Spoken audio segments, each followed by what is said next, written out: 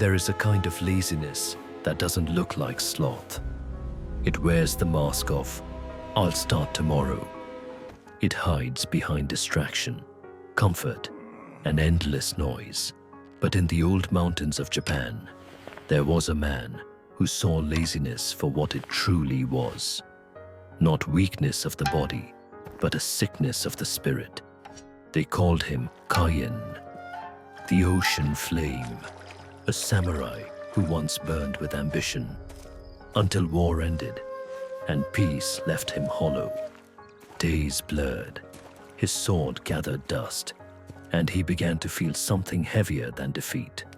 Stillness, without purpose. Then one morning, his old mentor returned. The same man who had once taught him the sword now came to teach him silence. Laziness, the master said, is not the absence of movement.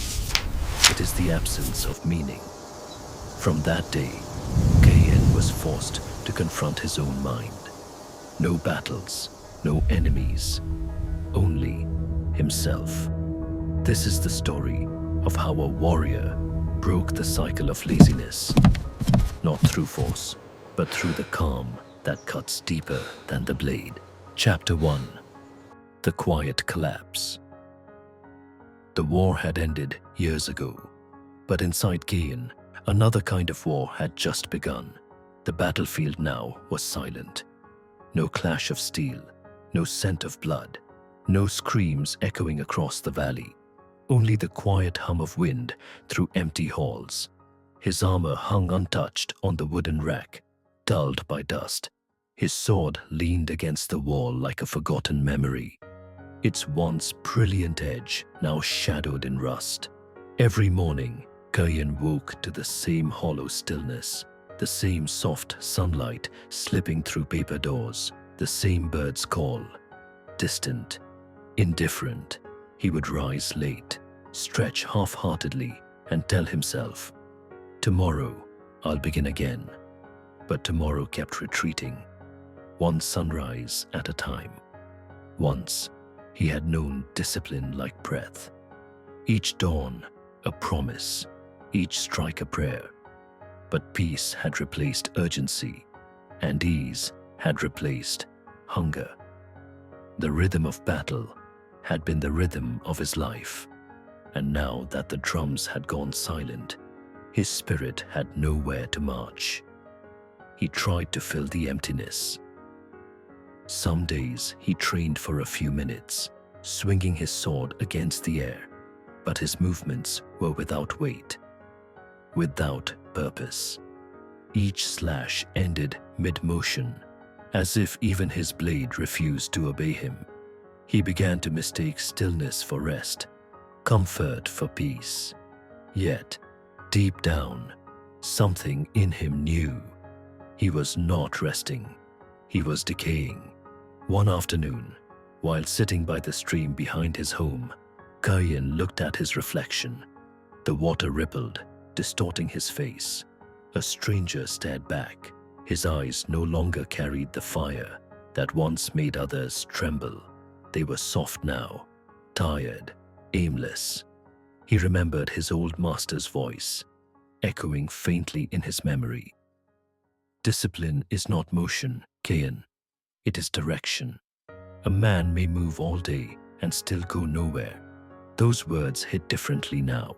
Back then, he thought discipline meant effort, endless training, repetition, mastery through sweat. Now he saw that what he truly lacked was not strength, but meaning. Modern men know this feeling well. We wake with noise around us, screens, messages, deadlines, yet the silence within is deafening. We chase stimulation to avoid confronting our own stillness. The body moves, the mind scrolls, the soul sleeps. Kaien was no different. He distracted himself with simple tasks, sharpening his blade, tending the garden, counting breaths, but nothing got deep enough to wake him. He had mistaken survival for living. One evening, he decided to train like he once did. 1,000 strikes beneath the setting sun, the ritual of his youth, the old rhythm. Perhaps it would bring him back. He tied his headband, stretched his arms, and began. At first, the blade moved clean. His body remembered, strike after strike, the air cracked with power. But by the 300th swing, fatigue crawled in. His breath grew shallow, his shoulders heavy. He pushed harder, refusing to stop. By the 500th, his vision blurred. And then, silence. His sword slipped from his hands. He fell to his knees, gasping. Not from pain, from emptiness. He realized then that his body wasn't weak. His purpose was. He wasn't tired of work. He was tired of meaninglessness. A strange calm filled him as he stared at the blade lying in the dirt. That was when he finally whispered to himself, "I'm still fighting, but I no longer know what for." The sun dipped beyond the horizon. The night arrived without a sound, and in the quiet collapse of that evening, the warrior finally broke. Not in battle, but in spirit. Somewhere beyond the mountains, an old man stirred, the master who once taught him the art of presence. The path of discipline was about to return to Kayan's life, but not through the sword, through silence. Chapter 1, Part 2. The next morning, Kayan awoke before dawn. Not because of discipline, but because he could not sleep. His dreams had been thick with noise, echoes of past battles, faces of fallen comrades, the blinding flash of his younger self charging forward with purpose. He sat upright in the half-darkness, chest heaving, sweat cold against his skin. Outside, mist rolled down the mountainside like breath from an unseen spirit. He stepped onto the wooden porch and watched it crawl across the training yard. Everything was still, perfectly still, and for the first time, he felt afraid of silence. The world no longer demanded anything from him. No wars, no enemies, no calls to arms. Yet, within that freedom, he felt chained, trapped inside an invisible web, spun from his own mind, the kind of paralysis that doesn't bind the body, but the will. He remembered the rhythm of the sword, the weight in his hands, the power of motion. Now, even that rhythm had left him. The warrior's heartbeat had slowed to a whisper. He tried again that morning to practice. The blade rose, cut through the air, but there was no fire in the movement. No clarity behind it, just form without soul. He sheathed the sword and sat in the dirt, shoulders slumped. The mountain wind brushed past him like an indifferent god. Why does purpose fade when peace arrives? He wondered aloud. Why does silence, once sacred, now suffocate me? It's a truth the ancients knew well. After every victory, the warrior must fight one last battle. The battle against comfort. Most men never win it. When the noise of struggle disappears, the mind begins to invent new battles just to feel alive. But Kayan's mind had grown tired of inventing. It wanted escape, not growth. He found himself drifting toward distraction, sleeping longer, eating idly, avoiding mirrors. His daily ritual dissolved, replaced by small indulgences. And slowly, the discipline that once defined him dissolved too. In the language of the Stoics, he had fallen into akrasia, the state of knowing what is right but failing to do it. A man split between intention and action. He could feel his spirit thinning, like steel left too long in the rain. As days blurred together, Kayan noticed subtle signs. The sunrises felt shorter, the meals tasted dull, even the air carried less life. In quiet moments, guilt gnawed at him. That silent voice whispering, You've betrayed the warrior's path, but guilt alone cannot create motion. It only deepens the stillness. One evening, Kayan walked to the edge of the cliff where he once meditated before battles. From there, he could see the endless ocean. Calm, vast, unmoving, it reminded him of who he was supposed to be. Ocean flame. He picked up a stone and threw it into the waves. It vanished instantly, swallowed by depth. Just like his discipline, he fell to his knees. His breath trembled. He pressed his forehead to the earth and whispered, "If there is a path beyond this fog, show me." The wind rose suddenly, as if the mountain had heard him, and beneath that cold whisper, he sensed something, faint but familiar, a presence. The air shifted. A ripple of old energy stirred through the valley. Somewhere in the distance, footsteps echoed on stone, slow, deliberate. Kayan looked up, eyes narrowing toward the horizon. The master had begun his return.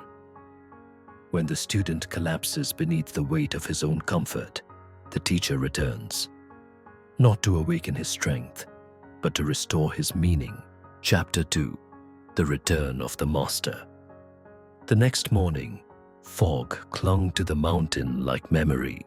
The air was thick, silent, unmoving, until Kayan heard it, the faint crunch of sandals on gravel, a rhythm too calm to be a traveler's, too deliberate to be chance. He turned toward the sound. Out of the mist walked a figure draped in grey robes, his steps neither hurried nor slow, his posture upright, his presence unshakable.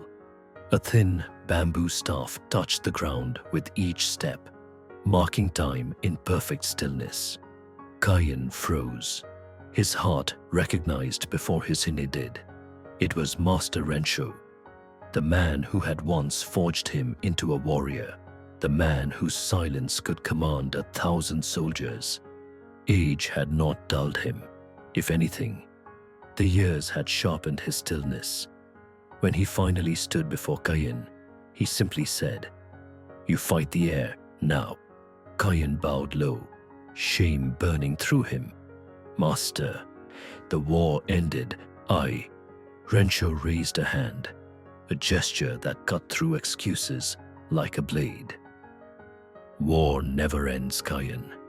It only changes form." The master walked past him, scanning the neglected courtyard. Fallen leaves, dust on the training posts, the faint echo of what once was. "This place once breathed," he murmured. "Now it only waits." Kayan's voice cracked. "I've lost my rhythm. The fire is gone." Rensho turned, his gaze sharp yet kind. "Fire is not lost. It is buried under comfort." He tapped his staff once on the ground. "Tell me, Kayan, how do you move through your days?" Kayan hesitated, then spoke. "I wake late. I eat, I train sometimes. He stopped. Even speaking of his routine sounded hollow. Rensho nodded. "Your body moves, but your mind has stopped walking." He stepped closer. "Laziness is not stillness. It is rest without reverence." Kayan lowered his eyes. The words cut deeper than any sword. Rensho remained silent for a long moment. The mist swirled between them, as if listening. Finally, the master spoke again, his tone soft, yet it carried the weight of thunder.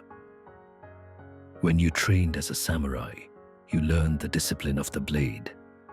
Now, you will learn the discipline of calm." Kayan frowned. "Calm? But I have been still for years. That stillness has killed me." Rensho smiled faintly. "No. What has killed you is noise, the noise that hides inside stillness when it is empty of awareness." He gestured toward the garden. "You will sweep this courtyard every morning at dawn. Slowly, with breath, with attention, Kayan blinked. Sweep. That is not training, Rensho's eyes gleamed. Then you have forgotten what training is. He placed the broom into Kayan's hands. The warrior who cannot sweep the dust before him will never see the dust within him. Kayan hesitated, but obeyed. He began to sweep, awkwardly at first, impatiently. The broom scratched the stone. His mind wandered. His breath was uneven. Rensho simply stood beside him, unmoving, observing. Minutes turned to an hour. The sound of the broom began to fall into rhythm with the sound of his breathing. The mist lifted. For a moment, Kayan felt something unfamiliar. Not excitement, not joy, but peace. Rensho nodded once, satisfied. Do not seek intensity, he said. Seek depth. True discipline is not what you do. It is how you do it. Kayan looked at the clean path before him. It glowed under the new sun. For the first time in years, he bowed deeply to something larger than himself. The simple act of being present. That evening, the master said only one thing before retiring. If your purpose is weak, your discipline will always abandon you. The seed of transformation had been planted. Chapter 2, Part 2. The next morning arrived in silence. Not the empty silence of apathy, but a listening kind of silence, the kind that waits. Kayan woke before dawn, as instructed. The cold air bit at his skin, but his mind was clear. He stepped into the courtyard, broom in hand, and began sweeping again. Each stroke revealed more than stone. It revealed resistance. At first, his mind fought back, whispering, "This is pointless. You were a warrior, not a servant." But he kept sweeping. Rensho appeared from the shadows, watching quietly. He spoke only once. "You are not sweeping leaves. You are sweeping yourself." The words lingered. Kayan slowed down, matching his breath to each motion. The rhythm became meditative. Inhale, sweep, exhale, pause. The sound of the broom blended with wind and birdsong. For a brief instant, his mind was still. That was the moment Rensho had been waiting for. He stepped closer and said, "You see now, calm is not inaction. Calm is focused motion, untouched by chaos." Kayan paused, breathing deeply. Something within him had shifted. The simple act of sweeping, once meaningless, had become a mirror for his spirit. Every leaf that fell represented a thought, every stroke an act of awareness. Later that day, Rensho took him on a walk through the forest. They moved without words, their footsteps soft against the soil. The master carried nothing. Kayan, still burdened by his sword, noticed how heavy it suddenly felt. When they reached a clearing, Rensho stopped. "Lay your blade on the ground." Kayan hesitated.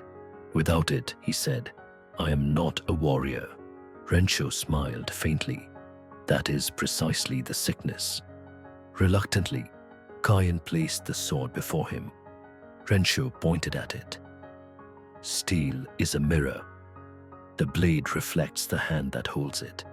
If your mind is restless, the cut will be dull.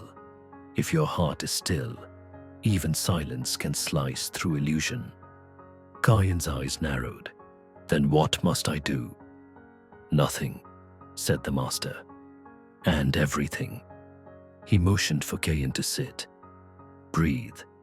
Listen. Watch the forest until it speaks." Kayan sat cross-legged, confused but obedient. The forest was alive. Cicadas, wind, shifting branches. Yet beneath all that movement was something deeper. Stillness. A harmony that asked for nothing. Rensho spoke again, softly. The body seeks comfort. The ego seeks noise, but the spirit seeks truth. When you learn to hear truth in silence, laziness can no longer survive. Kayan closed his eyes. The air thickened with awareness. For the first time, he realized how loud his thoughts were. Constant motion, endless excuses, inner chatter disguised as logic. Hours passed unnoticed. When he opened his eyes, the sun had moved. His body ached, but his mind felt strangely clear. Rensho smiled. "You begin to see." That night, back at the dojo, Kayan lit a candle before sleeping. Its flame swayed gently, never fully still yet, never lost. He watched it for a long time. He began to understand. The candle did not fight the wind. It danced with it. Perhaps discipline, too, was like that. Not resistance, but alignment. Before closing his eyes, he whispered, "If calm can move mountains, then I must first calm the storm within." And for the first time in years, his rest was not heavy. When stillness burns, the warrior discovers that the fire he sought outside has always lived within. Chapter 3. The Fire of Stillness. The days began to merge into ritual. Each morning, sweep, breathe, bow. Each night, silence, reflection, sleep. Kayan followed every instruction without question. Yet beneath that calm obedience, something stirred, a subtle restlessness, the kind that whispers, "You are wasting time." It was the voice of his old self, the warrior who thrived on movement, on conquest. Master Rensho noticed it before Kayan spoke a word. During meditation, he said softly, "The storm does not always arrive from outside, Kayan. Sometimes it grows from the embers we refuse to let die." That morning, Kayan sat before sunrise, as his master instructed, perfectly still, eyes half closed, breath steady. The room was dark, except for the faint orange glow slipping through paper walls. Outside, a bamboo fountain clicked rhythmically. Drip, pause, drip. At first, it was peaceful, but after minutes, or perhaps hours, peace became discomfort. His legs ached, his back screamed, his mind louder still. He thought of everything and nothing. The battles he'd fought, the faces he'd lost, the tasks undone. The voice inside saying, "Why are you sitting here doing nothing?" His breathing quickened, his heart pounded. The stillness became unbearable. He wanted to move, to fight, to swing his sword at the invisible tension tightening inside him. Rensho's voice cut through the storm. "Do nothing until your nothing becomes clear." Kayan clenched his fists. The master's words were infuriating, but something in their weight kept him still. He stayed. Minutes dragged into eternity, and then something cracked. A thin thread of awareness pierced through the noise.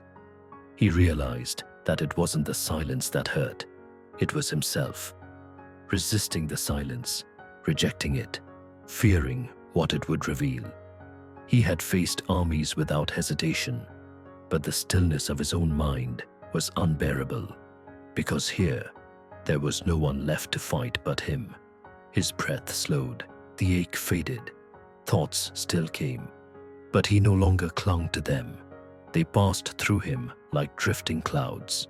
For the first time, Kayan experienced what Rensho had called the fire of stillness, the heat that refines without consuming, the quiet intensity that transforms without force. Rensho spoke later that day as they shared tea. "Laziness," he said, "is not the absence of effort. It is effort scattered in 1,000 directions." He looked at Kayan with calm eyes. "You think you are still because you stopped moving, but your mind still runs, chasing, resisting, grasping. Sit long enough, and you will see that your restlessness is not energy, it is fear. Kayan listened, his hands trembling around the teacup. Fear of what? The master smiled faintly. Of meaninglessness, of seeing yourself without purpose. Kayan looked down.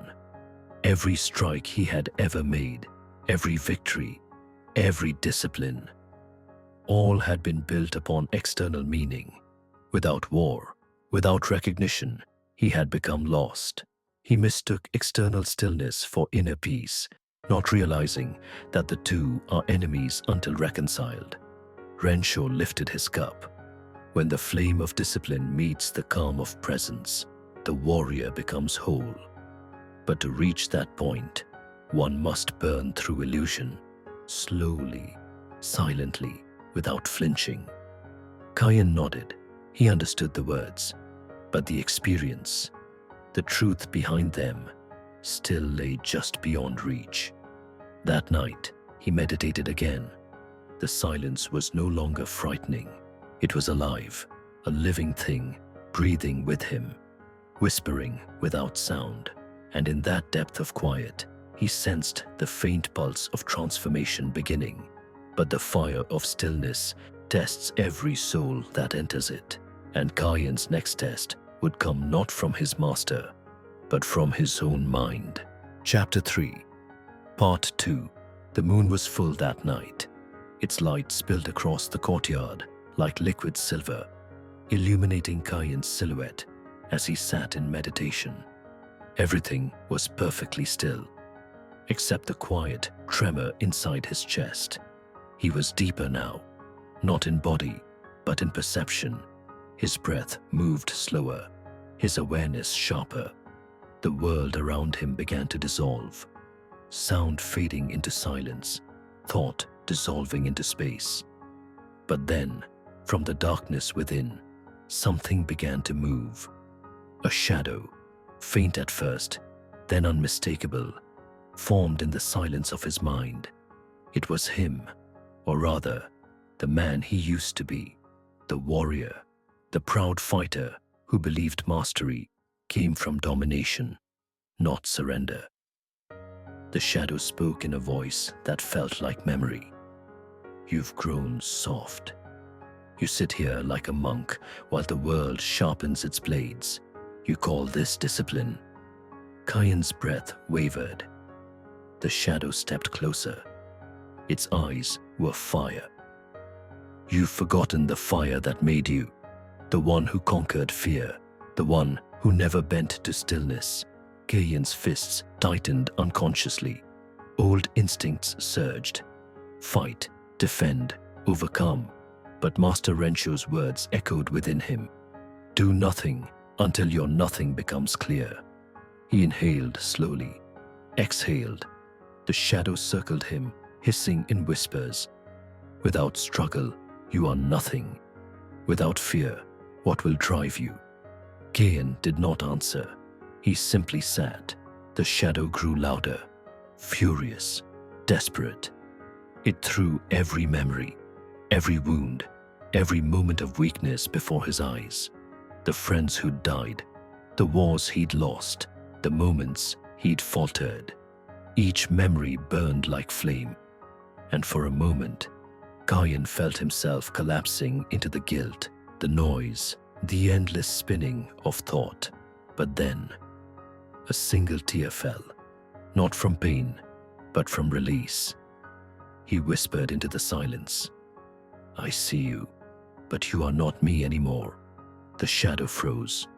It tried to speak, but no sound came.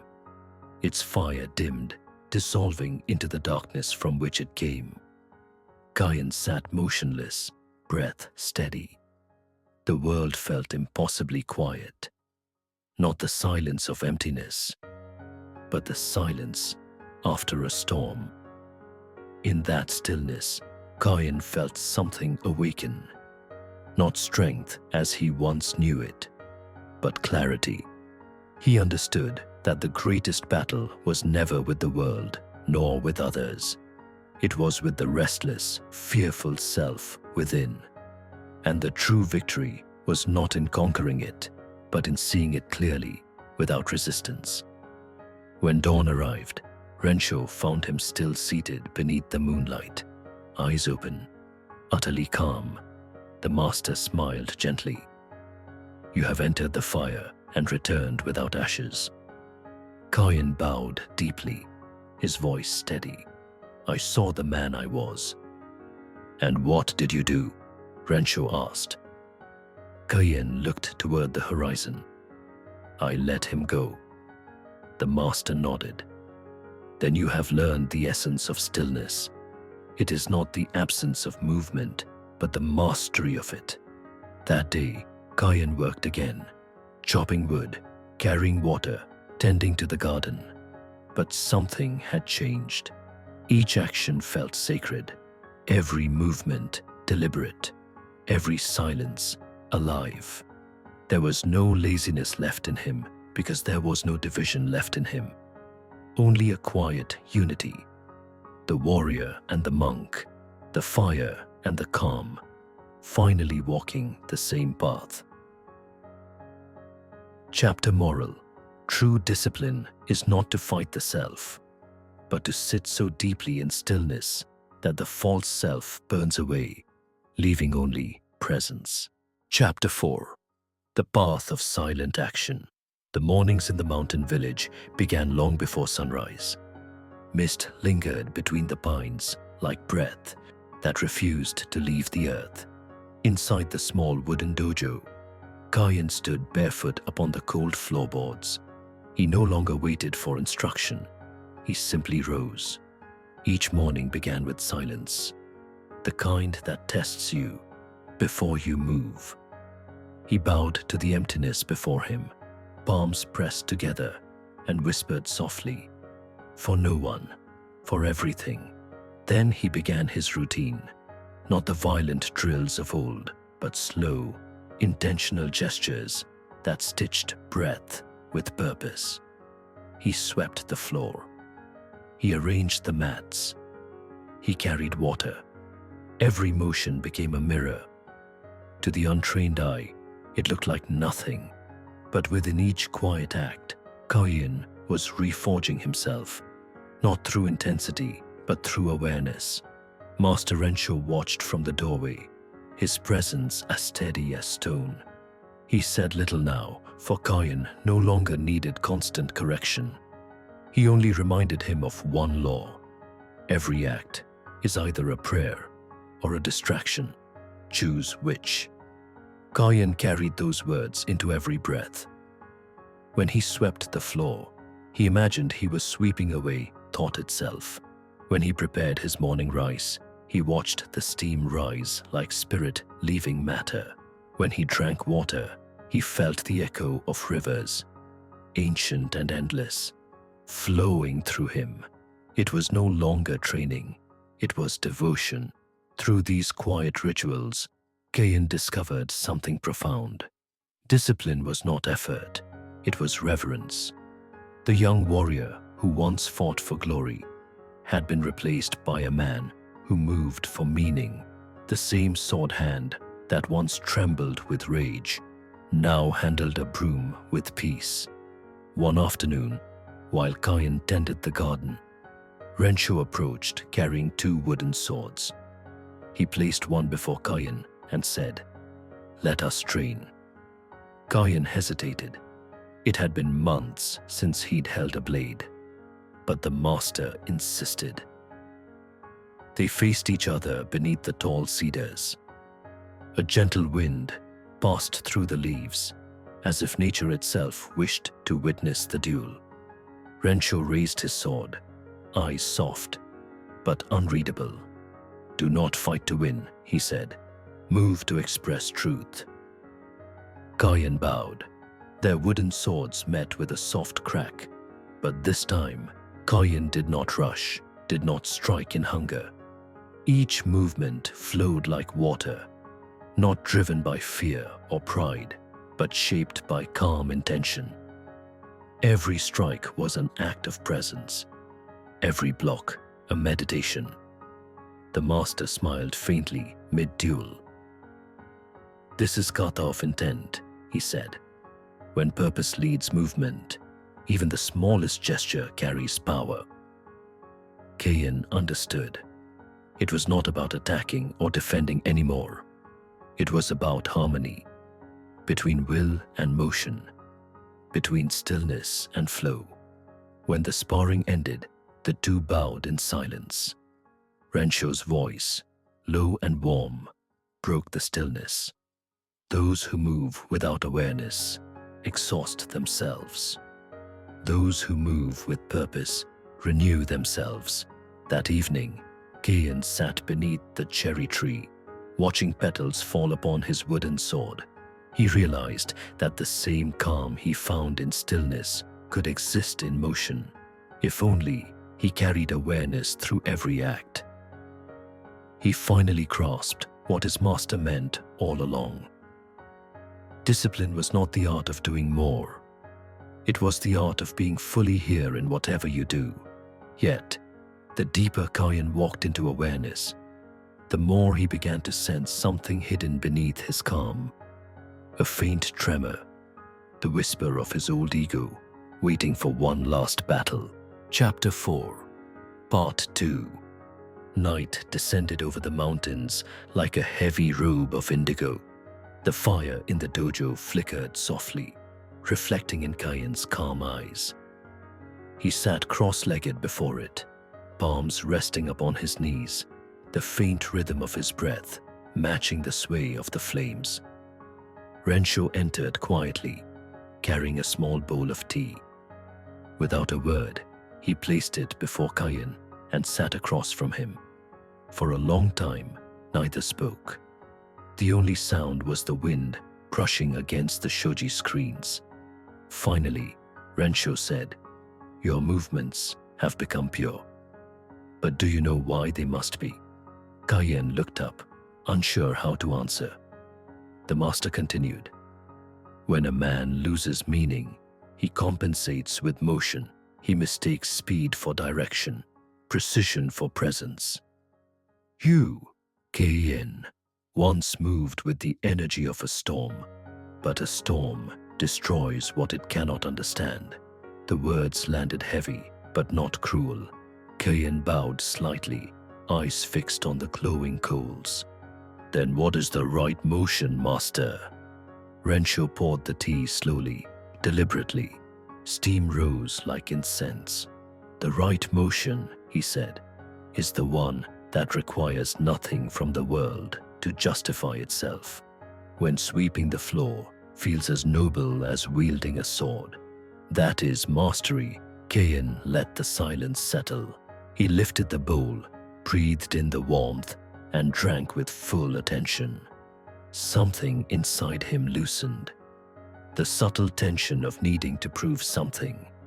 The fire crackled softly, as if affirming his release. That night, Kayan dreamed of his training hall during the war. Endless shouting, clashing steel, blood in the air. Every strike had once meant survival, victory, pride. Now, those same motions seemed hollow echoes, loud but empty. When he awoke, he realized it wasn't war that had trained him. It was ego disguised as purpose. The next day, he trained again, not to fight, but to refine the ordinary. He walked with measured steps. He prepared his food as though crafting art. He meditated between tasks instead of escaping into rest. Each breath became part of his discipline, and something extraordinary began to happen. His energy no longer spiked and collapsed. It flowed, steady, unwavering, alive. Rensho noticed. "You no longer seek calm," he said one morning. "You are calm." Kayan smiled faintly. He now understood what the path of silent action truly meant. To live so deliberately that no act was wasted, no second unconscious. Even fatigue became sacred. When he slept, he did so with intention. When he woke, he moved without hesitation, not because he forced himself, but because there was no longer a voice inside asking why. He had discovered the secret that eludes most men. You do not overcome laziness by discipline alone. You overcome it by transforming every action into meaning. In this, the line between meditation and movement disappears. The mind no longer rebels, for it feels purpose in each moment. Weeks passed, and the once restless warrior now carried a quiet radiance. Not the fire of ambition, but the glow of understanding. Even the villagers began to notice. They spoke softly of the man who moved like wind, whose silence carried strength. Rensho watched from afar, and for the first time in years, he bowed to his student, a gesture not of superiority, but of respect. "You have learned," he said, "that peace is not the absence of motion. It is the presence of meaning." Kayan nodded, his gaze steady and calm. He had become the embodiment of the lesson. Every movement a prayer, every breath a blade, cutting through illusion. But to be reborn as a disciplined man, one must first let the old self die.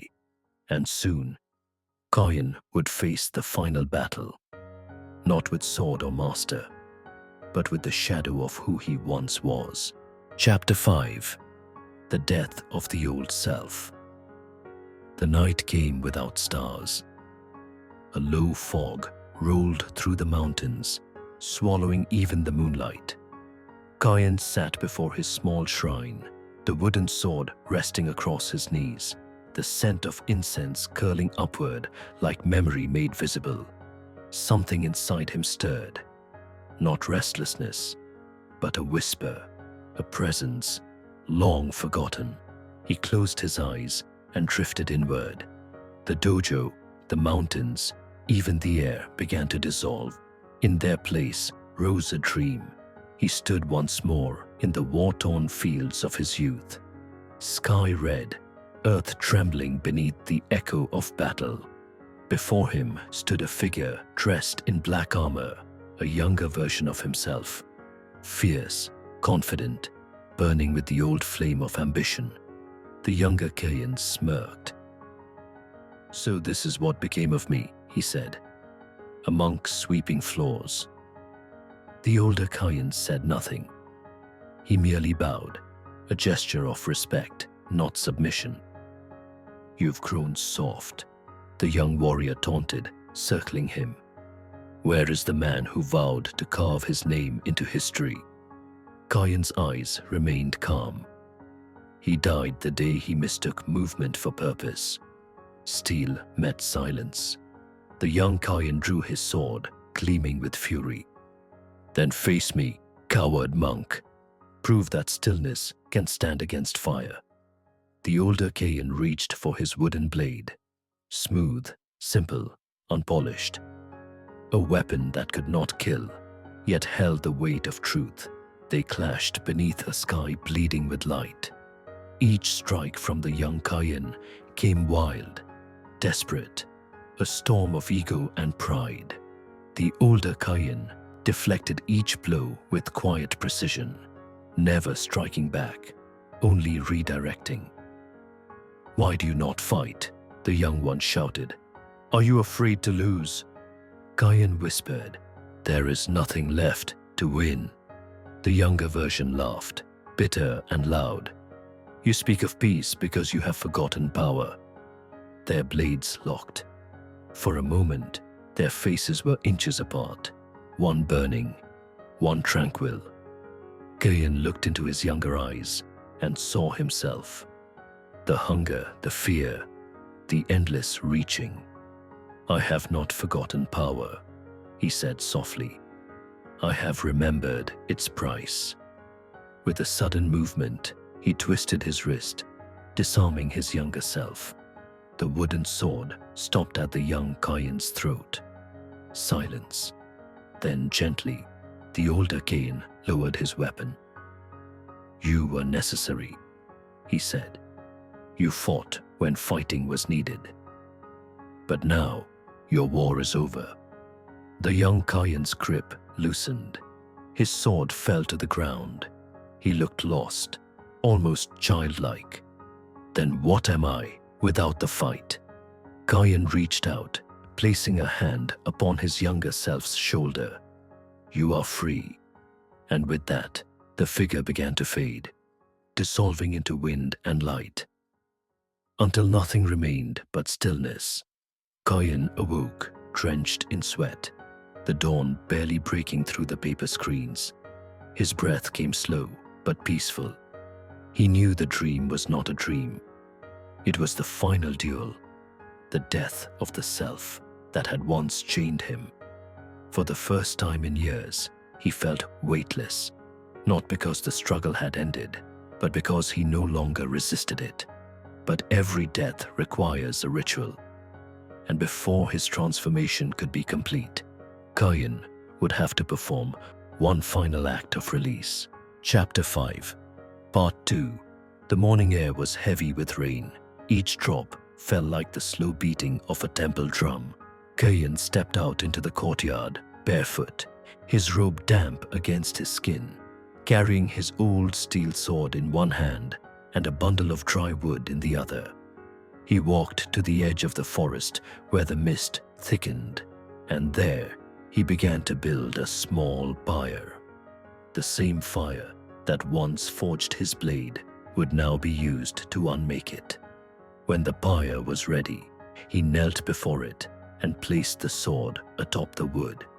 Its reflection in the rainwater was faint, a ghost of who he used to be. He remembered the battles it had seen, the screams, the triumphs, the blood. Each mark on the blade was a story written in ego. He struck flint to steel. Sparks danced, hesitant, before catching on the dry bark. Flames licked the edges of the sword. The metal hissed as if protesting its own end. Kayan whispered, "Thank you for teaching me who I was."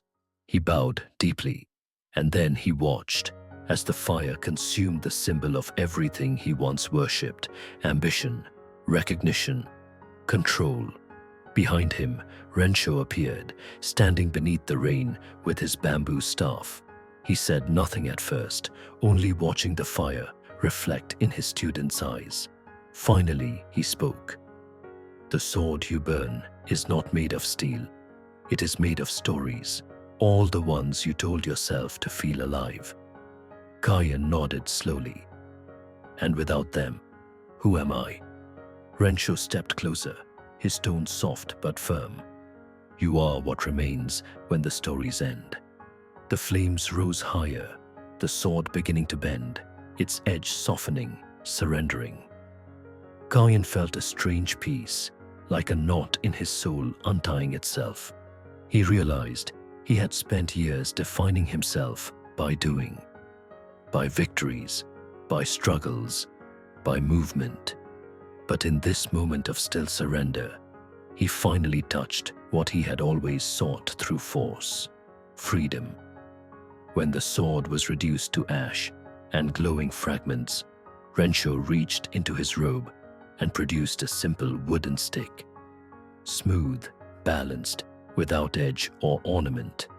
He handed it to Kayan. "This is your new weapon," the master said. "It cannot kill, it cannot conquer, but it can teach." Kayan accepted it with reverence, feeling the warmth of the master's hand fade into his own. He swung it gently once, a slow arc that felt less like striking and more like breathing. In that moment, he understood. The warrior's journey was not about perfecting the art of war. It was about transcending the need for it. From that day forward, Kayan trained not as a fighter, but as a guide. He taught others how to move without anger, how to act without haste, how to live without chasing. He became known not as the ocean flame, but as the still tide. And though his body moved with grace, His true transformation was invisible, the quiet death of the man who sought to prove, replaced by the one who sought to be. As dusk fell, he stood before the ashes of the blade and whispered one last prayer. May what I have burned never rise again, except as light. Years would pass, and Kayan's name would fade into myth, but his teachings, born from silence and meaning, would shape generations of seekers who longed to conquer the same invisible enemy, themselves. Chapter 6. The calm that cuts.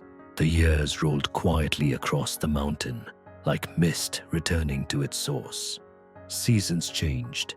Spring blossoms turned to summer heat. Autumn golds fell into snow. Within this endless rhythm, Kayan remained, not as a warrior, but as a guide of silence. The dojo had grown. Where once there was only emptiness, now stood a hall filled with the low murmur of students. Men and women from distant provinces had traveled days to sit at the feet of the man they called Sensei of Stillness. They came with questions about laziness, discipline, meaning, hoping for a secret, a method, a spark to ignite their fading spirits. Kayan greeted each of them not with words, but with presence. He would sit before them, eyes calm, breath slow, and in that unspoken space, something shifted. Some found tears, others found quiet. All felt seen. One morning, as mist curled between the cedars, a young student approached Kayan. He was restless, filled with the same hunger Kayan once carried. His voice trembled as he bowed. "Master," he said, "I cannot defeat my laziness. I wake each day with resolve, but it fades before noon. I push harder, but the harder I push, the heavier I feel. Tell me, how do I conquer it?" Kayan smiled gently, the kind of smile that comes from having already walked the labyrinth of that question. He motioned for the student to follow him outside. The air was cool. Birds sang in the distance, unseen. Kayan pointed to a small tree, its trunk bent from years of growing against the wind. "Do you think this tree wakes each morning, asking how to grow?" Kayan asked. "No, master," the student replied. "It simply grows." "Then why do you?" The student looked down, confused. Kayan continued, "You call it laziness, but it is not laziness. It is resistance, the mind's rebellion against a life without meaning.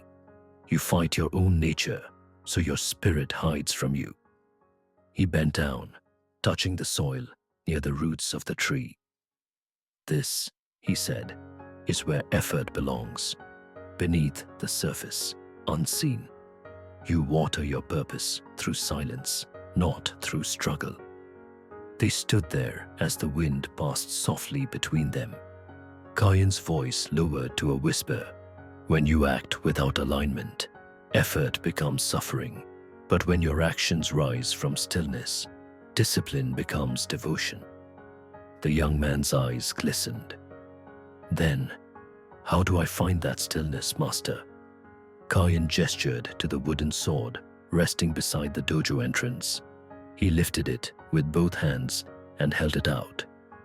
"Strike this tree," he said. The student hesitated, but obeyed. He swung hard. The blade bounced harmlessly off the trunk. Kayan took the sword, repositioned his stance, and exhaled. Then, with almost no visible effort, he struck.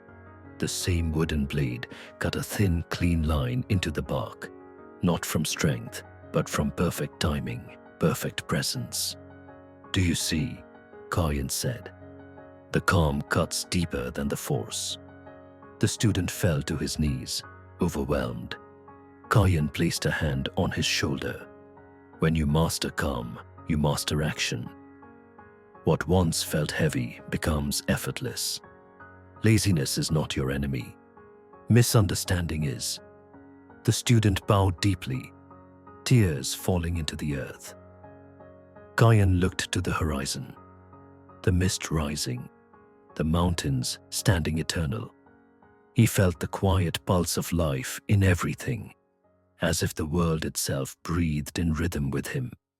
Yet even as Kayan's lessons spread beyond the mountains, one final teaching remained. A truth no words could capture, only silence could reveal. Chapter 6, Part 2. The dojo was silent. Only the soft creak of wood and the rhythm of breath filled the air. Kayan sat alone before the open doors, watching the world awaken. Dew trembling on grass, sunlight bleeding through clouds, the quiet hum of existence itself. It had been many years since Rensho's passing. The old master's staff still rested in the corner, untouched, like a memory preserved in air. Kayan often spoke to it in silence, as if the lessons continued, one whisper of wisdom at a time. That morning, as his students arrived, they found him sitting beneath the same cherry tree where his journey had once turned inward. He motioned for them to sit around him. No ceremony, no long speech, only presence. He looked at the circle of young faces, warriors, monks, wanderers, all bound by the same invisible question that had once consumed him. How does one master the self? Kayan's voice, when it came, was softer than wind, yet sharper than any sword. There was once a man, he said, who sought to conquer laziness through will. He fought it like an enemy, but the more he fought, the stronger it became. One day, he realized that he was not fighting laziness. He was fighting his own emptiness. And so he stopped fighting. He paused, letting the stillness settle. A single petal drifted from the cherry tree and landed upon his palm. He smiled. Laziness is not the disease, he continued. It is the symptom of a life disconnected from meaning. When you walk without purpose, your body resists, your mind rebels. But when you move from silence, from that deep, unshakable calm, even the smallest act becomes sacred. He lifted the petal gently to the sunlight. This is the calm that cuts, he said. It cuts through confusion, through distraction, through the noise that tells you you're not enough. It doesn't destroy, it clarifies. It reveals what was always there. The students listened in complete stillness, not as listeners, but as witnesses. They could feel the truth, not in his words, but in the pauses between them. Kayan stood slowly, leaning upon his wooden staff. His body had grown frail, but his presence filled the space like a mountain rooted in wind. He turned toward the horizon, where the sun was climbing, its light spilling like gold across the valley. Do not seek to be disciplined, he said quietly. Seek to be devoted. Devotion outlives effort. Devotion transforms every day into a prayer. A student asked, Master, what do we do when the mind grows tired again? Kayan smiled. The same faint, peaceful smile that once silenced his own storms. Then rest, he said, but rest with awareness. Even stillness can serve the path if you do not abandon presence. The group bowed as Kayan closed his eyes. The wind rose slightly, scattering petals through the air, and for a brief moment, it seemed as though time itself bowed with them. When they looked up, Kayan's head had tilted slightly forward, his breath distant final. The master of silence had left as he lived.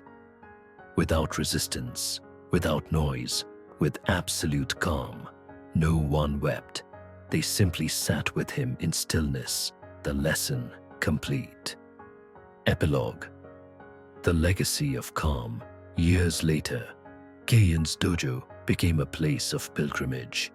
Travelers came not for martial training, but to sit in silence, to feel the echo of presence he had left behind.